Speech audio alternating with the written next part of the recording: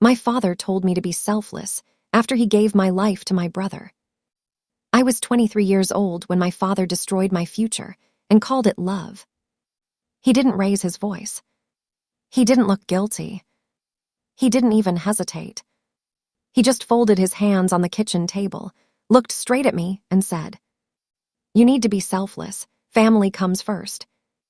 That was the moment I realized I was never his daughter. I was his backup plan. Chapter 1: The Good Daughter. Growing up in suburban Ohio, I was the easy child. Straight A's. Honor roll. Full scholarship offers. Never talked back. My younger brother, Evan, was the opposite. Trouble followed him like a shadow, bad grades, fights, DUI at 19. But my parents treated him like glass, fragile, precious, always one mistake away from shattering. I learned early that love in our house was earned, not given. So I earned it. I worked 2 jobs through college. I applied for every scholarship imaginable. And at 22, I got into a top MBA program in Chicago, full tuition covered. All I needed was the small trust fund my grandfather had left me. Not a fortune, just enough to cover housing and living expenses while I studied. That trust fund was mine. Legally. Explicitly. In writing. Or so I thought. Chapter 2: The Conversation. The night my father told me, he asked me to sit down as a family. My mother wouldn't meet my eyes. Evan stared at his phone. And my father cleared his throat like he was about to announce a vacation. "Your brother made a mistake," he said. That was how he described Evan crashing his car while drunk into a delivery truck, injuring the driver badly. The lawsuit was massive. Insurance wouldn't cover everything. Then my father said the words that changed everything. "We used your trust fund to settle it." I laughed at first. Because it was impossible. Because it was illegal. Because it was mine. But my father nodded calmly. "It was for the family," he said. "You'll understand one day." My chest burned. "You stole from me," I whispered. He shook his head. "No, we protected your brother." Then came the line that still echoes in my nightmares.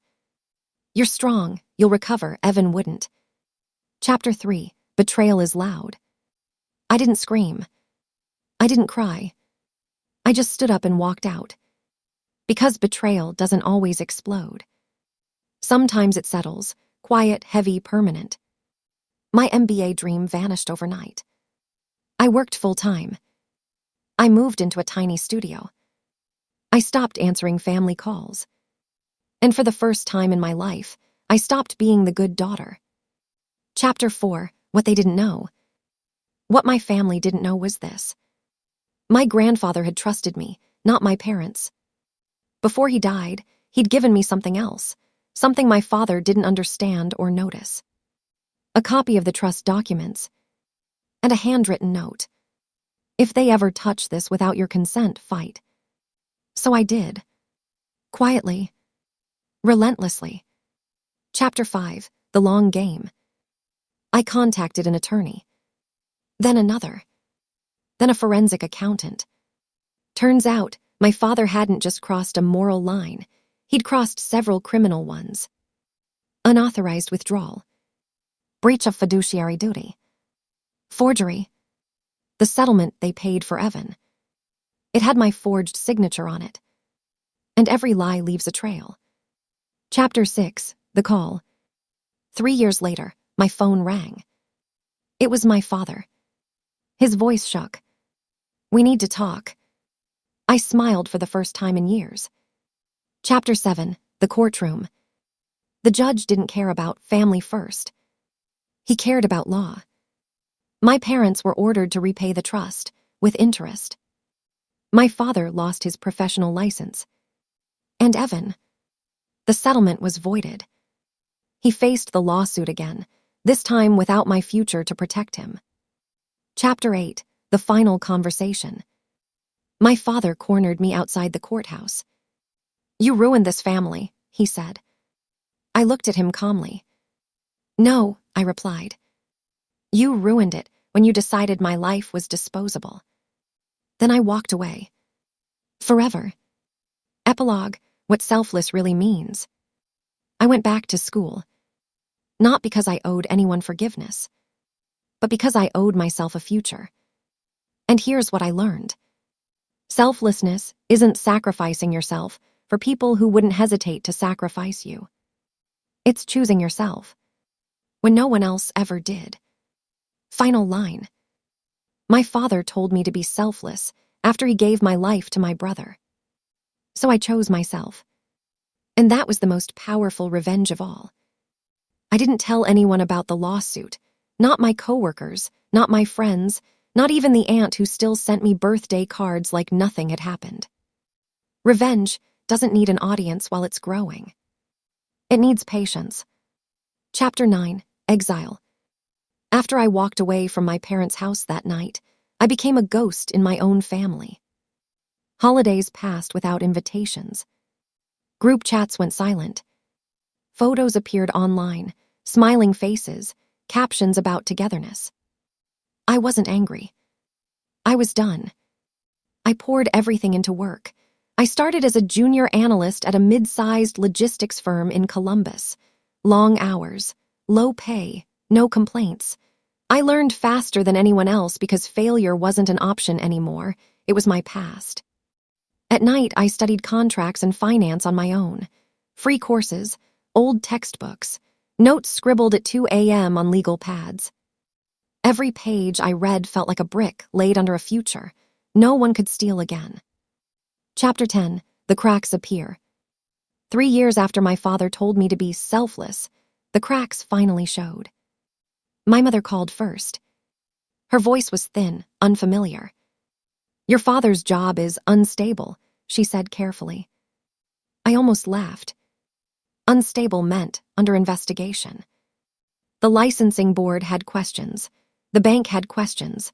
And once one institution starts pulling threads, the whole sweater comes apart. Then Evan texted me. Not an apology. Not even guilt. Just desperation. Dad says if you drop whatever you're doing, this all goes away. I didn't reply.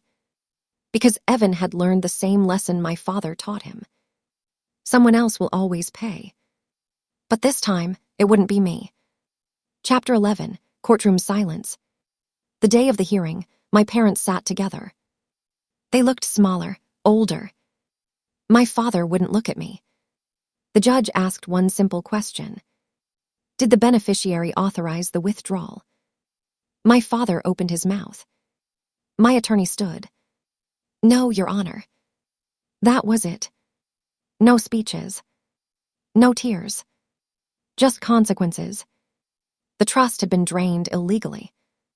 The documents had been altered. And the phrase for the family meant nothing under oath. The ruling came swiftly. Full restitution. Interest added. Legal penalties assessed. My father's license suspended indefinitely. My mother cried. Evan stared straight ahead, pale. Chapter 12, When the Shield is Gone. The lawsuit Evan thought was handled came back with teeth. Without my trust fund shielding him, the settlement collapsed. The injured driver refiled. This time, Evan had no protection. No miracle money. No sacrifice sister. He took a plea deal that followed him everywhere. Background checks, job applications, rental agreements. For the first time in his life, Evan faced something alone. Chapter 13, The Last Words. My father stopped me in the parking lot. I did what I thought was right, he said, his voice cracked. A parent protects their child. I looked at him then, really looked. You had 2 children, I said quietly. That was the moment he understood. Or maybe it was the moment he couldn't deny it anymore.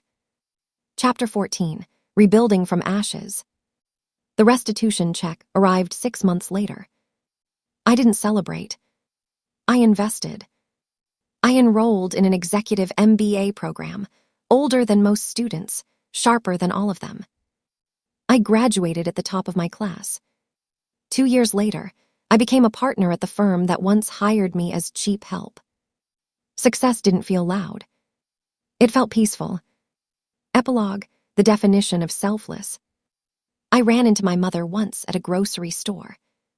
She asked if we could talk. I said no. Because forgiveness is not a debt you owe someone who broke you.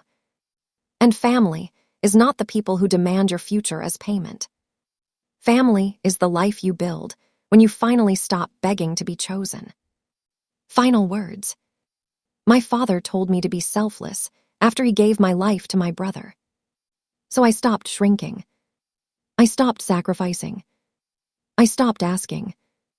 And in doing that, I didn't lose my family. I found myself. The end.